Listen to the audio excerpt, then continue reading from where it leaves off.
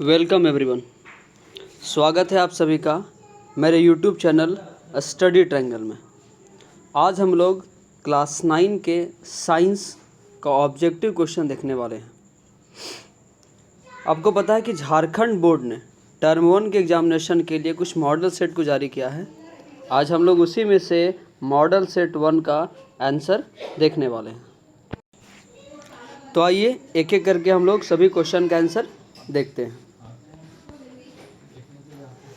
देखिए, झारखंड शैक्षिक अनुसंधान एवं प्रशिक्षण परिषद यानी झारखंड एकेडमिक काउंसिल रांची के द्वारा क्लास 9 के लिए जो मॉडल सेट विज्ञान का जारी किया गया है उसका सेट 1 है। ये आपको पता है कि आपको 40 क्वेश्चन मिलेगा एग्ज़ाम में, जिसके लिए आपको टोटल 1.5 घंटे का समय दिया जाएगा और प्रत्येक प्रश्न क्या होगा, वो 1 अंक का होगा, जिसके लिए 4 ऑप्शन दिए जाएंगे और उसमें से आपको सही विकल्प का यानी सही ऑप्शन को चुनना है। अगर आप किसी प्रश्न का गलत उत्तर दे देते हैं तो गलत उत्तर देने के बदले आपका कोई भी अंक नहीं काटा जाएगा। देखिए, पहला प्रश्न है हमारा, निम्न में से कौन सदिश नहीं है। आपको पता होगा सदिश वैसी भौतिक राशि जिसमें परिमाण के साथ साथ दिशा भी होता है, उसे सदिश राशि कहते हैं। यहाँ पूछ रहा है सदिश नहीं है। देखिए, ऑप्शन है आपका विस्थापन, त्वरण, वेग और दूरी। आपको पता होगा कि विस्थापन, त्वरण और वेग ये तीनों सदिश राशि होता है, इसलिए हमारा सही उत्तर यहाँ पे हो जाएगा दूरी। नेक्स्ट है, वेग में परिवर्तन की दर को क्या कहते हैं। सबसे आसान सा प्रश्न है। आपको पता होगा वेग में परिवर्तन की दर को क्या कहा जाता है, त्वरण कहा जाता है। ए बराबर क्या होता है, v माइनस यू बटा टी। नेक्स्ट है, चाल और वेग का मात्रक क्या होता है। ये भी बहुत आसान सा प्रश्न है। आपको पता होगा मीटर पर सेकेंड, एसआई मात्रक है इसका, मीटर पर सेकेंड। नेक्स्ट है, ओडोमीटर क्या मापता है। गाड़ी का ओडोमीटर, आपको पता है कि गाड़ी में एक ओडोमीटर होता है और एक स्पीडोमीटर। स्पीडोमीटर गाड़ी की चाल को मापता है और ओडोमीटर गाड़ी के द्वारा जो दूरी तय की जाती है उसको मापता है। तो गाड़ी द्वारा तय की गई दूरी को मापता है। चलिए, नेक्स्ट प्रश्न है हम लोगों का, 20 मीटर पर सेकेंड का किलोमीटर पर आवर में मान क्या होगा। आपको पता होगा कि मीटर पर सेकेंड को किलोमीटर प्रति घंटा में चेंज करने के लिए 18/5 से गुणा करना पड़ता है। तो आप अगर इसको मल्टीप्लाई करते हैं तो आपका कितना हो जाएगा, 18 चौके 72 किलोमीटर प्रति घंटा। यानी 20 मीटर पर सेकेंड को जब हम लोग बदलेंगे तो हमारा कितना आएगा, 72 किलोमीटर प्रति घंटा। चलिए, अगला प्रश्न है, एक कार की चाल 15 मीटर की दूरी तय करने में 18 किलोमीटर प्रति घंटा से 36 किलोमीटर प्रति घंटा हो जाती है, तो कार का त्वरण क्या है। देखिए, सबसे पहले तो आप यहाँ जान लीजिए कि यहाँ पे आपका दूरी कितना दिया हुआ है, दूरी दिया है 15 मीटर। उसके बाद आपका दिया है 18 किलोमीटर प्रति घंटा से 36 किलोमीटर प्रति घंटा, यानी यू है आपका 18 किलोमीटर प्रति घंटा। इसको 5/18 से मल्टीप्लाई करेंगे तो ये बन जाएगा आपका 5 मीटर पर सेकेंड, यानी मीटर पर सेकेंड चेंज करने के लिए। और v है आपका 36 किलोमीटर प्रति घंटा। इसको 5/18 से मल्टीप्लाई कीजिएगा तो आपका आ जाएगा 10 मीटर प्रति सेकेंड। यानी हमारा यहाँ पे क्या हो गया, s बराबर हो गया 15 मीटर, u बराबर हो गया 5 मीटर और v बराबर हो गया हमारा 10 मीटर। तो चलिए देखिए, अब आपको निकालना क्या है, यहाँ पे निकालना है त्वरण। आपको पता है कि त्वरण का फार्मूला a बराबर होता है v square minus you square upon 2a। तो यहाँ हो जाएगा 10 का स्क्वायर माइनस 5 का स्क्वायर बटा 2 × 15। 10 का स्क्वायर 100, 5 का स्क्वायर 25। 100 में से 25 चला जाएगा तो बचेगा 75 और बटा आपका क्या होगा 30। जब इसको काटेंगे तो 15 दूना 30, 15 × 25 75, यानी 5/2। तो 5/2 आपका आंसर कितना आएगा, 2.5 मीटर पर सेकेंड स्क्वायर। तो फाइनल आंसर हमारा क्या हो जाएगा, 2.5 मीटर पर सेकेंड स्क्वायर। नेक्स्ट है, बल का एसआई मात्रक क्या है। बहुत ही आसान सा प्रश्न है कि बल का एसआई मात्रक क्या होता है, न्यूटन। चलिए अगले प्रश्न की ओर बढ़ते हैं। नेक्स्ट है, 1 न्यूटन किसके बराबर होता है। देखिए न्यूटन किसका मात्रक है, बल का। F बराबर क्या होता है, ma, यानी न्यूटन किसके बराबर होगा, किलोग्राम मीटर पर सेकेंड स्क्वायर। मास का होता है किलोग्राम और त्वरण का क्या होता है, मीटर पर सेकेंड स्क्वायर। तो फाइनली आपका 1 न्यूटन किसके बराबर होगा, 1 किलोग्राम मीटर पर सेकेंड स्क्वायर। नेक्स्ट है 3 पिंड है ए बी सी, तीनों के द्रव्यमान दिया हुआ है 5 kg, 2 kg और 10 kg। आपसे पूछा जा रहा है इनमें से किसका जड़त्व सबसे कम है। तो आपको पता होगा कि वस्तु के द्रव्यमान को क्या कहा जाता है, जड़त्व की माप। तो जिसका द्रव्यमान अधिक होगा उसका जड़त्व भी अधिक होगा, और जिसका द्रव्यमान कम होगा उसका जड़त्व भी कम होगा। तो यहाँ द्रव्यमान कम किसका है, 2 kg बी का। तो यहाँ पे आंसर क्या हो जाएगा आपका, ऑप्शन बी। चलिए नेक्स्ट है हम लोगों का 1 kg द्रव्यमान पर 1 न्यूटन का बल लगाने पर उत्पन्न त्वरण का मान होगा। यहाँ क्या होगा, 1 kg द्रव्यमान यानी m बराबर क्या दिया हुआ है, 1 kg, और F बराबर दिया हुआ है 1 न्यूटन। आपसे त्वरण पूछ रहा है तो आप जानते हैं F बराबर होता है ma। तो A बराबर क्या हो जाएगा, F बटा m, यानी 1/1 = 1 मीटर पर सेकेंड स्क्वायर। यानी फाइनली हम लोगों का आंसर क्या हो जाएगा इसमें, तो इसमें हो जाएगा 1 मीटर पर सेकेंड स्क्वायर। चलिए अगले प्रश्न की ओर बढ़ते हैं हम लोग। नेक्स्ट क्वेश्चन है हम लोगों का, न्यूटन की गति के पहले नियम से क्या मिलता है। आपको पता है न्यूटन की गति का पहला नियम क्या था। तो ऑप्शन है बल मापने का सूत्र, जड़त्व की परिभाषा, चाल मापने का सूत्र, या त्वरण की परिभाषा। तो आपको पता होगा कि न्यूटन का जो फर्स्ट नियम है, फर्स्ट लॉ है, वो क्या कहता है कि कोई भी वस्तु तब तक अपनी अवस्था में बनी रहती है जब तक उस पर कोई बाहर से फोर्स यानी बल नहीं लगाएं। तो यह किस चीज़ को दर्शाता है, जड़त्व की परिभाषा। नेक्स्ट है न्यूटन की गति के कौन से नियम से बल मापने का सूत्र मिलता है। बल मापने का सूत्र क्या था, F बराबर ma। तो यह न्यूटन के किस नियम से प्राप्त होता है। तो आपको पता होगा कि यह न्यूटन के गति के दूसरे नियम से प्राप्त होता है। नेक्स्ट है स्मॉल g का मान क्या होता है।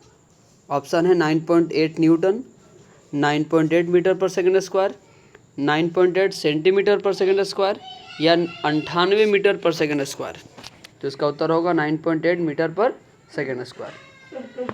नेक्स्ट है 60 kg द्रव्यमान की किसी मनुष्य का चंद्रमा पर भार क्या होगा। देखिए m बराबर कितना दिया हुआ है, 60 kg, और आपको पता है कि W बराबर क्या होता है, mg। तो m है आपका 60 और g का वैल्यू देखिए ब्रैकेट में दिया हुआ है 10 लेने के लिए। तो 60 × 10 करेंगे तो क्या हो जाएगा 600, और वेट का ऐसा ही मात्रा क्या होता है, न्यूटन। तो यहाँ पे आपका क्या हो जाएगा, ऑप्शन ए 600 न्यूटन।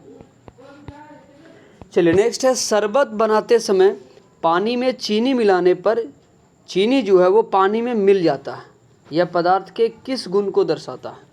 देखिए जब हम लोग शरबत बनाते हैं उसमें जब चीनी को घोलते हैं तो वो चीनी क्या होता है, पानी में पूरी तरह से घुल जाता है। इसका मतलब है कि जो जल है उसके कणों के बीच में रिक्त स्थान था, जिस रिक्त स्थान में क्या हुआ, चीनी जाकर समाहित हो गया। तो आपका ऑप्शन देख लीजिए क्या क्या है। पदार्थ के कणों के बीच रिक्त स्थान होता है, पदार्थ गतिशील होते हैं, पदार्थ के कण एक दूसरे को आकर्षित करते हैं, या इनमें सभी।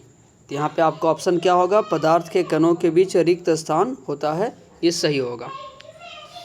नेक्स्ट है निम्न में से कौन पदार्थ का उदाहरण है। मतलब यहाँ पे जो 4 ऑप्शन दिए हैं इनमें से कौन पदार्थ है ये आपको बताना है। ऑप्शन ए है विचार, बी शीत, सी शीतल पेय, या ऑप्शन डी स्नेह। देखिए विचार, शीत और स्नेह ये क्या है, ये पदार्थ नहीं है, क्योंकि ये सिर्फ एक भावना है हम लोगों का। और ये जो शीतल पेय है जिसको हम लोग कोल्ड ड्रिंक कहते हैं, यानी स्प्राइट वगैरह जिसका इस्तेमाल करते हैं हम लोग, उसे शीतल पेय कहा जाता है। तो वो क्या है, हमारा पदार्थ है। नेक्स्ट है 2 विभिन्न पदार्थों के कणों का स्वतः मिलना क्या कहलाता है। जब 2 विभिन्न पदार्थ के कण आपस में अपने आप मिल जाते हैं, स्वतः मिल जाते हैं, तो इस प्रक्रिया को कहा जाता है विसरण। तो यहाँ पे हमारा विसरण क्या हो जाएगा, सही। चलिए नेक्स्ट क्वेश्चन है हम लोगों का, किसी तत्व की द्रव्यमान प्रति इकाई आयतन, यानी द्रव्यमान प्रति इकाई आयतन, यानी द्रव्यमान को जब आप आयतन से भागा देंगे तो क्या प्राप्त होगा, तो आपको प्राप्त होगा घनत्व। द्रव्यमान प्रति इकाई आयतन को क्या कहा जाता है? घनत्व। तो ऑप्शन ए हो जाएगा बिल्कुल सही। नेक्स्ट है 2 ग्राम हाइड्रोजन 16 ग्राम ऑक्सीजन के साथ मिलकर, आपको पता होगा कि 2 ग्राम हाइड्रोजन हमेशा 16 ग्राम ऑक्सीजन के साथ अभिक्रिया करेगा तब जल बनता है। तो 2 ग्राम हाइड्रोजन 16 ग्राम ऑक्सीजन, तो जल कितना बनेगा? 18 ग्राम। तो 18 ग्राम जल का निर्माण करता है। तो यह किस नियम को प्रदर्शित करता है? ऑप्शन ए है द्रव्यमान संरक्षण का नियम, ऑप्शन बी स्थिर अनुपात का नियम, ऑप्शन सी डाल्टन का परमाणु सिद्धांत, या फिर अवोगाद्रो का नियम। तो इसका सही उत्तर होगा ऑप्शन बी स्थिर अनुपात का नियम। नेक्स्ट है जल में हाइड्रोजन एवं ऑक्सीजन की द्रव्यमान का अनुपात हमेशा 1:8 होता है, यह किस नियम को दर्शाता है? तो इसका भी ऑप्शन सेम है और इसका भी सेम उत्तर होगा स्थिर अनुपात का नियम। क्या होगा? स्थिर अनुपात का नियम। चलिए अगले प्रश्न की ओर बढ़ते हैं हम लोग। नेक्स्ट है हम लोगों का परमाणु त्रिज्या को किस मात्रक में नापा जाता है? यानी परमाणु त्रिज्या, किसी भी परमाणु की जो त्रिज्या होती है, चूँकि आपको पता है कि परमाणु बहुत ही छोटे होते हैं, तो जब उसकी त्रिज्या को मापने की बात है तो किस में मापा जाता है? नैनोमीटर, मीटर, सेंटीमीटर या पिकोमीटर? तो इसका उत्तर हो जाएगा आपका ऑप्शन ए नैनोमीटर। आपको पता होगा कि 1 नैनोमीटर बराबर कितना होता है? 10⁻⁻9 मीटर के बराबर। नेक्स्ट है परमाणु द्रव्यमान को किस इकाई में मापते हैं? देखिए परमाणु द्रव्यमान की बात किया जा रहा है, तो किस इकाई में मापते हैं? ऑप्शन है नैनोमीटर, पिकोमीटर, मीटर। देखिए ये तो दूरी का मात्रक है या लंबाई का मात्रक है, यहाँ द्रव्यमान पूछ रहा है, जो तीनों तो ऐसे भी नहीं होंगे। आपका ऑप्शन डी सही होगा, यू यानी यूनिट, एटॉमिक मास यूनिट, जिसको शॉर्टकट में यू लिखा जाता है, यूनिट, परमाणु द्रव्यमान इकाई। नेक्स्ट है किसी पदार्थ का सूक्ष्मतम कण जो स्वतंत्र रूप में रह सकता है वो क्या कहलाता है? देखिए अगर सिर्फ सूक्ष्मतम कण पूछा जाएगा पदार्थ का तो इसका उत्तर होगा परमाणु, लेकिन यहाँ पूछा गया है कि सूक्ष्मतम कण भी हो और स्वतंत्र रूप से पाया जाए, तो इसका उत्तर आपका हो जाएगा ऑप्शन बी अणु, बिल्कुल सही। नेक्स्ट है जल की परमाणुकता क्या होती है? देखिए परमाणुकता मतलब होता है परमाणु की संख्या, उस यौगिक में परमाणु की जो संख्या पाई जाती है उसे परमाणुकता कहते हैं। तो देखिए जल का सूत्र होता है H2O, हाइड्रोजन 2 और ऑक्सीजन 1, तो कुल हो गए 3। तो जल की परमाणुकता क्या होगा? ऑप्शन सी 3 होगा। चलिए नेक्स्ट है हम लोगों का निम्नलिखित में से किस यौगिक की परमाणुकता 5 है? एक एक करके देख लेते हैं। अमोनिया, अमोनिया का क्या होता है? NH3, NH3, नाइट्रोजन 1, हाइड्रोजन 3, तो 4 हो गए। नेक्स्ट है carbon dioxide CO2, oxygen 2, carbon 1, तो 3 हो गए। नेक्स्ट जल का अगर आप देख लें H2O, तो इसका भी हो जाएगा 3। और आपका ऑप्शन सी है calcium carbonate, CaCO3, calcium 1, carbon 1, oxygen 3, यानी टोटल कितने हो गए? 5। तो आपसे पूछा जा रहा है कि परमाणुकता 5 किसका होगा? तो आपका ऑप्शन सी क्या बिल्कुल सही है। नेक्स्ट है आपका कैल्शियम हाइड्रोक्साइड का सूत्र क्या होगा? बहुत ही आसान है, ऑप्शन बी CaOH2। नेक्स्ट है नाइट्रिक अम्ल का आणविक द्रव्यमान ज्ञात कीजिए। देखिए नाइट्रिक अम्ल HNO3, आपको पता है हाइड्रोजन का 1 होगा, नाइट्रोजन का 14 हो जाएगा और ऑक्सीजन का 16, और 3 ऑक्सीजन है तो 16 गुना 3, 16 3 48, 48 और 14 हो जाएगा 62 और 1 63। टोटल आपका नाइट्रिक अम्ल का आणविक द्रव्यमान क्या हो जाएगा? 63। ऑप्शन ए बिल्कुल सही है। चलिए नेक्स्ट क्वेश्चन है हम लोगों का 28 नंबर का, देख लीजिए। कोशिका की खोज किसने किया? इससे आसान प्रश्न तो हो ही नहीं सकता है। ऑप्शन ए रॉबर्ट हुक ने। नेक्स्ट है निम्न में कौन जीव एक कोशिकीय है, यानी वैसा जीव जिसका निर्माण एक ही कोशिका से हुआ है? ऑप्शन है पैरामीशियम, कवक, आम या अंडाणु। देखिए अंडाणु एक ही कोशिका होता है, लेकिन अंडाणु कोई जीव नहीं है, बल्कि जीव के भीतर अंडाणु पाया जाता है, ये तो होगा नहीं। आम तो बहुकोशिकीय है, कवक भी बहुकोशिकीय है, तो आपका ऑप्शन ए क्या होगा? पैरामीशियम, जो एक कोशिकीय जीव है। नेक्स्ट है पादप की सबसे बाहरी परत। देखिए अगर सिंपल में सिर्फ कोशिका का बाहरी परत पूछेगा तो कोशिका झिल्ली या प्लाज्मा झिल्ली होगा, लेकिन अगर पादप कोशिका के बारे में पूछा जाए तो इसका उत्तर होगा ऑप्शन बी कोशिका भित्ति। नेक्स्ट है कोशिका भित्ति बनी होती है। कोशिका भित्ति किस चीज़ की बनी होती है? तो ये भी बहुत ही आसान है, आपको पता होगा। कोशिका भित्ति एक कठोर पदार्थ है जो सेलुलोज की बनी होती है। तो ऑप्शन सी आपका क्या है? बिल्कुल सही। चलिए अगले प्रश्न की ओर बढ़ते हैं हम लोग। चलिए हमारा अगला प्रश्न है 32 नंबर का। कोशिका झिल्ली का कोशिका के बाहर से अपने भोजन तथा अन्य पदार्थ के ग्रहण करने की प्रक्रिया। यानी कोई भी कोशिका है, जैसे आपने अमीबा के बारे में पढ़ा होगा कि अमीबा कूटपाद का निर्माण करके भोजन को ग्रहण कर लेता है। इस प्रकार से कूटपाद निर्माण करके वो धीरे धीरे भोजन को अंदर कर लेता है। यही पूछा जा रहा है कि कोशिका झिल्ली जो कोशिका के बाहर से अगर भोजन या किसी भी पदार्थ को अपने अंदर ग्रहण कर लेता है तो इस प्रक्रिया को, इस प्रोसेस को क्या कहते हैं? वर्णात्मक पारगम, एंडोसाइटोसिस, अवशोषण या अल्प प्रासरण। तो इसका उत्तर होगा ऑप्शन बी, एंडोसाइटोसिस। अमीबा भी जिस विधि द्वारा भोजन को ग्रहण करता है उसे क्या कहते हैं? एंडोसाइटोसिस। नेक्स्ट है कोशिका में आनुवांशिक गुणों की सूचना कहाँ होती है? आनुवांशिक गुण जो एक पीढ़ी से दूसरे पीढ़ी में ट्रांसफ़र होते हैं, वो जो क्वालिटी है या कह सकते हैं वो जो सूचना है वो कहाँ पर इकट्ठा रहती है? माइटोकॉन्ड्रिया, कोशिका द्रव्य, राइबोसोम या गुणसूत्र। तो इसका ऑप्शन हो जाएगा, आंसर हो जाएगा आपका ऑप्शन डी, गुणसूत्र। नेक्स्ट है लाइसोसोम कौन बनाता है? लाइसोसोम के निर्माण जो है सो कौन सा कोशिका अंग है जो लाइसोसोम का निर्माण करता है? माइटोकॉन्ड्रिया, कोशिका द्रव्य, राइबोसोम या गोल्जी उपकरण। जिसका सही उत्तर होगा ऑप्शन डी, गोल्जी उपकरण। नेक्स्ट है किसी विशेष कार्य को करने के लिए कोशिका एक विशेष समूह बनाती है, इस समूह को क्या कहते हैं? बहुत ही आसान है। देखिए कोशिका विशेष समूह बनाती है, तो आपको पता होगा कि कोशिका के समूह को क्या कहते हैं? तो उसे कहते हैं हम लोग ऑप्शन सी, उत्तक। तो कोशिका विशेष समूह बनाए या समूह बनाए उसे हम लोग क्या कहेंगे? उत्तक कहेंगे। चलिए 35 क्वेश्चन यहाँ कंप्लीट हो चुके हैं। हम लोग बढ़ते हैं आगे की ओर। नेक्स्ट है तना के शीर्षस्थ भाग में कौन उत्तक पाया जाता है? यानी तना का शीर्षस्थ भाग, सबसे ऊपर के भाग में कौन सा उत्तक पाया जाता है? देखिए सबसे तना के जो सबसे शीर्ष भाग में जो उत्तक पाया जाएगा, क्योंकि उसका शीर्ष भाग हमेशा वृद्धि करता है, तो वहाँ एक ऐसा उत्तक पाया जाएगा जो लगातार विभाजन की प्रक्रिया करके उसमें वृद्धि करता रहता है। तो यहाँ देख लीजिए ऑप्शन ए और ऑप्शन डी गलती से दोनों सेम दे दिया है और इसका उत्तर भी यही होगा, ऑप्शन ए, विभज्य उत्तक। यानी जिस उत्तक में लगातार विभाजन की प्रक्रिया होते रहती है। नेक्स्ट है पौधों में पत्तियों द्वारा बने हुए भोजन का संवहन पौधे के सभी भाग में होता है। देखिए आपको पता होगा कि पौधे में भोजन का निर्माण कहाँ होता है? तो पौधे के पत्तियों में भोजन का निर्माण होता है।